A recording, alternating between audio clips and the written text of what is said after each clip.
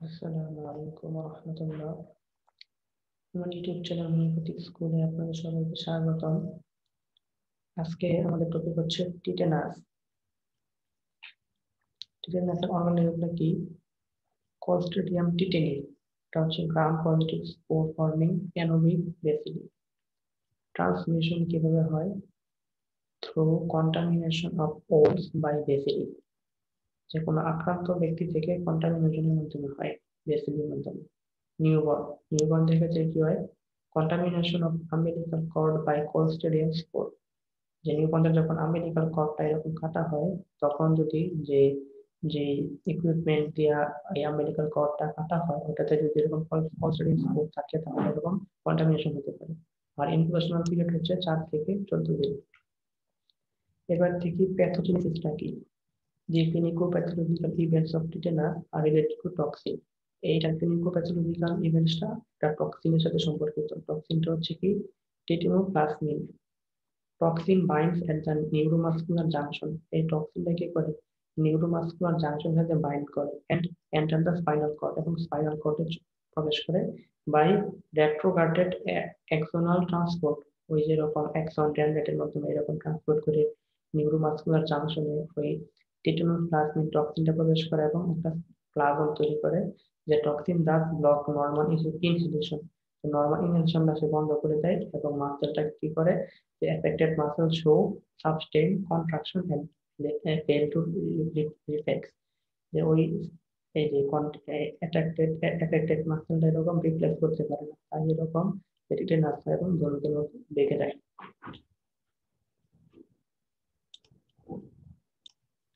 এবার আমরা দেখি যে ক্লিনিক্যাল ম্যানিফেস্টেশন, এখানে কি কি ক্লিনিক্যাল কন্ডিশন হয় টিটেনাসের ক্ষেত্রে। often mild pain at own site, ওই own site অনেক সময় mild pain হতে পারে। following ফলোইং বাই, তার মধ্যে কি হাইপার টনিসিটি হতে পারে। টনিসিটি মানে হচ্ছে একদম বেঁকে যাওয়া, মানে tonicity hyper. And sudden muscle spasm, এবং মাসেলের স্পাজম হতে পারে, মাসেলের কিছু হতে পারে। Lasting for second or minute, এটা কয়েক সেকেন্ড বা মিনিট পর্যন্ত থাকতে পারে।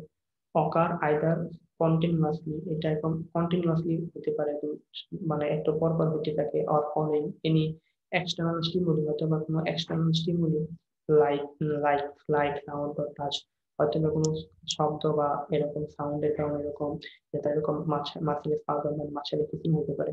দি patient remain full conscious as toxin does not effect cortical function. এখানে সে পেশেন্ট এরকম ফুললি কনসিয়াস থাকে, সচেতন থাকে।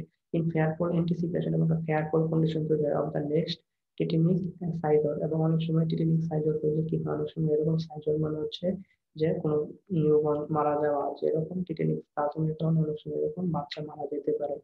তারপরে এবার আমরা দেখি যে ক্লিনিক্যাল ইন্ডিকেশন আর কি কি কন্ডিশন আছে। মাসেল স্পাজমস আর manifested by osteototus characteristic by flexion and upper limbs, feet and extension of the legs। এই যেরকম যে ধনুকের মতো বাচ্চাটা এরকম বেঁকে যাচ্ছে, এরকম যে আপার লিম্সটা হচ্ছে কি ফিট এন্ড লেগসটা এক্সটেনশন হয়ে যাচ্ছে, এরকম সেটার কথা টিটেনাস হচ্ছে ধনুকের মতো বেঁকে যায়। আর তারপরে কি আছে? Trismus due to spasms of the masseter muscle lock jaw. যেখানে দেখতে পাচ্ছি যে মনে হচ্ছে হাসতেছে, আসলে সে হাসতেছে না।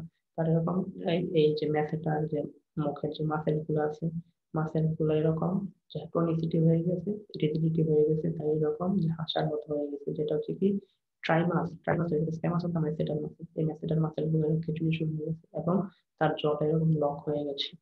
তারপর হচ্ছে bread line rigidity of abdominal muscle. যেখানে এরকম যে এই যে লেগসটা এক্সটেন্ড হয়ে গেছে, ফিট ইন্টারনাল রোটেটেড হয়ে গেছে, তারপর এরকম হাতটা আর্মটা এক্সটেন্ড হয়ে গেছে। আর এরকম যে এরকম যে এরকম টিটেনাসের ক্ষেত্রে এরকম কন্ডিশন পায়, ক্লিনিক্যাল কন্ডিশন পাওয়া যায়। তারপরে হচ্ছে কি টাইফাস সার্টোনিকাস। টাইফাস সার্টোনিকাস হচ্ছে শয়তানের হাসির মতো, results from spasm of laryngeal and respiratory muscle. তার এরকম ল্যারিঞ্জিয়াল ও রেসপিরেটরি মাসেলস এর এরকম যে স্পাজমের কারণে তার এরকম কন্ডিশন হয়, টাইফাস সার্টোনিকাস হয়ে যায়। তারপর হচ্ছে সামটাইমস অ্যাপনিয়া মিয়াকার। অ্যাপনিয়া মানে হচ্ছে শ্বাস নিতে কষ্ট হয়, যেরকম যে ল্যারিঞ্জিয়াল এন্ড রেসপিরেটরি মাসেলের স্পাজমের কারণে তার শ্বাস নিতে কষ্ট হয়।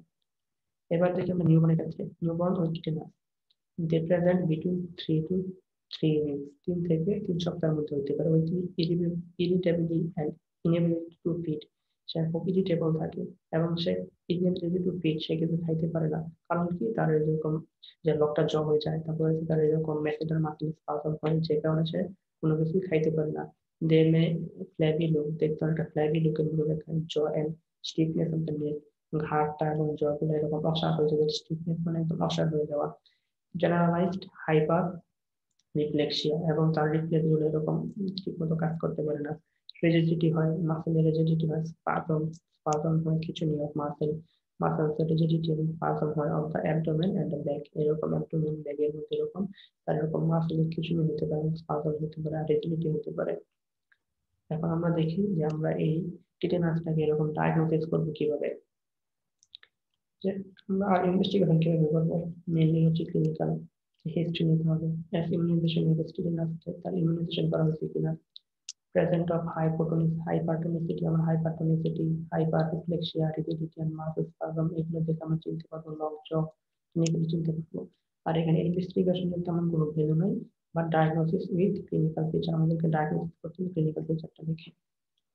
এখন আসে আমরা কি এরকম কিছু সাপোর্টিভ কি ম্যানেজমেন্ট দিতে পারি, আমরা manage the children in play and quiet room, আমরা এরকম কি করতে পারি।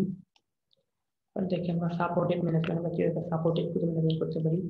Manage the children in the calm and quiet room, আমরা এরকম বাচ্চাকে এরকম শান্ত এবং ক্লেম ঠান্ডা রুমে রাখতে পারি, কারণ কি ও যে সাইট কজেস লাইট এবং টাচের কারণে তার এরকম আগুন হতে পারে। Expand clean the wound thoroughly, আমরা আমরা এরকম করতে পারি ক্লিন দ্য ওন্ড থ্রোলি, আমরা এরকম কোনো ওন্ডকে এরকম ভালোভাবে পরিষ্কার করতে পারি। তারপর আছে ইনফিউজ আইভি ফ্লুইড, আমরা এরকম আইভি ফ্লুইড দিতে পারি। এবং টু এনশিওর অ্যাডুকেট হাইড্রেশন, যাতে করে বাচ্চা হাইড্রেশন ঠিক করে ডিহাইড্রেশনে না পড়ে, এবং কিছু নিউট্রিশন যাতে বাচ্চা ঠিক মতো নিউট্রিশন পেতে পারে। এটা হচ্ছে একটা সাপোর্টিভ ম্যানেজমেন্ট টিটিনাসের ক্ষেত্রে, মূলত আমাদের টিটিনাসটাকে এবং ক্লিনিক্যাল সায়েন্টিফিক দিকে চিনতে হবে। সবাইকে ধন্যবাদ আমার এই ভিডিওটা দেখার জন্য। আর যারা আমার আগের ভিডিওগুলো দেখেন নাই, ডেসক্রিপশনে লিংক দেওয়া আছে, সবাই দেখে নেবেন।